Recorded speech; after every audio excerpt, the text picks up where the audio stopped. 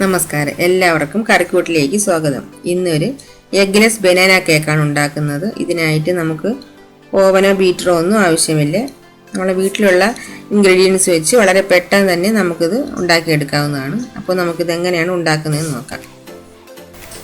ഇതിനായിട്ട് 2 റോബസ്റ്റ പഴം എടുത്തിട്ടുണ്ട്, 1.5 കപ്പ് മൈദ മാവ് എടുത്തിട്ടുണ്ട്, 1/2 കപ്പ് പാൽ, 1/4 കപ്പ് സൺഫ്ലവർ ഓയിൽ, 1 കപ്പ് പഞ്ചസാര, 1 teaspoon baking powder, 1/2 teaspoon baking soda, vanilla essence. ഇനി നമുക്ക് ഒരു ബൗളിലോട്ട് ഈ 2 പഴം ഒന്ന് ഉടച്ചെടുക്കാം. ഒരു സ്പൂൺ വെച്ചോ കൈ വെച്ചോ നമുക്കിതൊന്ന് നല്ലതുപോലെ ഒന്ന് ഉടച്ചെടുക്കാം.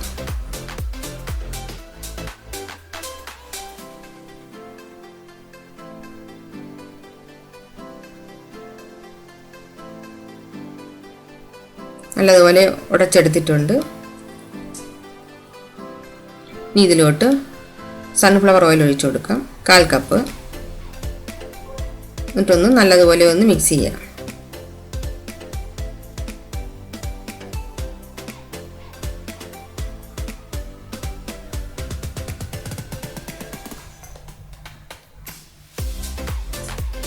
ഇനി ഇതിലോട്ട് 1 കപ്പ് പഞ്ചസാര ചേർക്കാം. പൊടിക്കാത്ത പഞ്ചസാരയാണ് ചേർത്തിട്ടുള്ളത്. നല്ലതുപോലെ ഒന്ന് മിക്സ് ചെയ്തെടുക്കണം.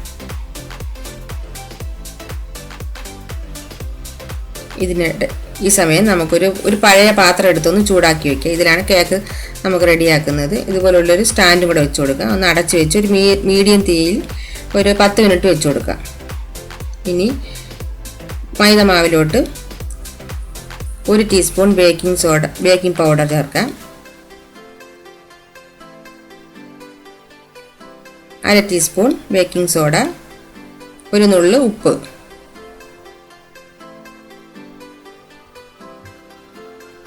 നന്നായിട്ടൊന്ന് അരിച്ച് ഇതിലോട്ട് ചേർക്കാം.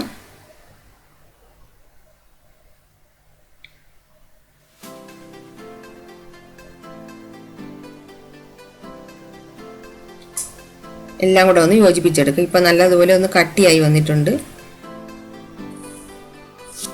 ഇനി 1/2 കപ്പ് പാലെടുത്ത് വെച്ചിട്ടുള്ളത് കുറേശ്ശെ ചേർത്ത് കൊടുക്കാം.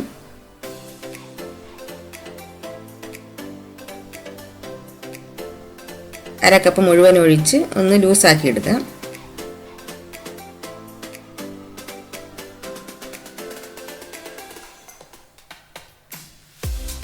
ഇനി ഒരു ഫ്ലേവറിന് വേണ്ടി വാനില എസൻസ് 1 അടപ്പ് ഒഴിക്കാം. ബനാന എസൻസ് ഉണ്ടെങ്കിൽ അതായിരിക്കും നല്ലത്.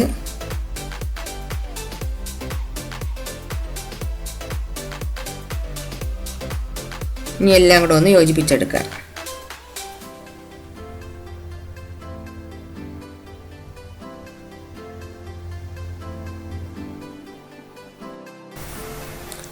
ഇനി ലാസ്റ്റ് ഇതിലോട്ട് അണ്ടിപ്പരിപ്പ് മുന്തിരിയും ചേർക്കാം.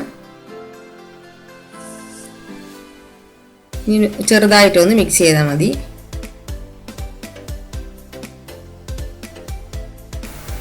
ഒരു കേക്ക് ടിൻ എടുക്കാം. ഇതിലോട്ട് അല്പം എണ്ണ തടവിയിട്ട് മൈദ മാവും കൂടെ ഒന്നിട്ട് തട്ടി കൊടുക്കുക. ലാസ്റ്റ് ഇതിലോട്ട് ബട്ടർ പേപ്പറും കൂടെ വെച്ച് കൊടുക്കണം.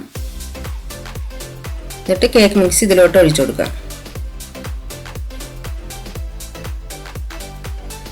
ഉള്ളിലുള്ള എയർ പോകാൻ ഒന്ന് തട്ടിക്കൊടുക്കാം.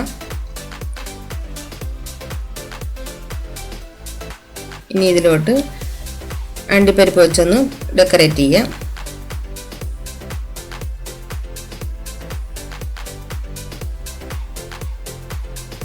ഇനി ഇത് ചൂടായ പാത്രത്തിലോട്ട് വെച്ച് കൊടുക്കാം.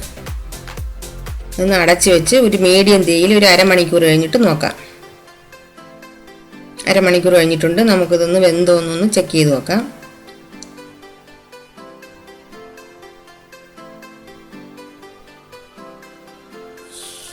റെഡി ആയിട്ടുണ്ട്. ഇനി നമുക്ക് പാത്രത്തിലോട്ട് മാറ്റി ഒന്ന് തണുക്കാനായിട്ട് വെക്കാം.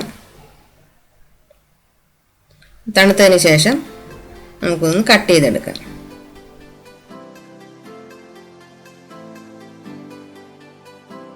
നമ്മുടെ വീട്ടിലുള്ള ചേരുവകൾ വെച്ച് നമുക്ക് വളരെ പെട്ടെന്ന് തന്നെ നമുക്കൊരു ബനാന കേക്ക് ഉണ്ടാക്കിയെടുക്കാം. നല്ല സോഫ്റ്റ് ആയിട്ട് വന്നിട്ടുണ്ട്. എല്ലാവരും ഇതൊന്ന് ട്രൈ ചെയ്ത് നോക്കണം.